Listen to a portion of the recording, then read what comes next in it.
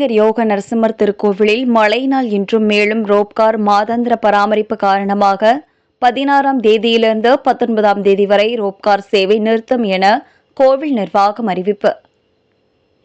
ராணிப்பேட்டை மாவட்டம் 108 திவ்ய தேசங்களில் ஒன்றான சோளிங்கர் யோக நரசிம்மர் திருக்கோவில் புயல் மழையின் காரணமாக இன்று ரோப்கார் சேவை நிறுத்தம் செய்துள்ளதாகவும், மேலும் ரோப்கார் மாதாந்திர பராமரிப்பு காரணமாக இந்த மாதம் 16ஆம் தேதியிலிருந்து 19ஆம் தேதி வரை ரோப்கார் சேவை நிறுத்தம் செய்வதாகவும், பக்தர்கள் படிகள் வழியாக ஏறி சென்று சாமி தரிசனம் செய்ய வேண்டும் என கோவில் நிர்வாகம் அறிவித்துள்ளது.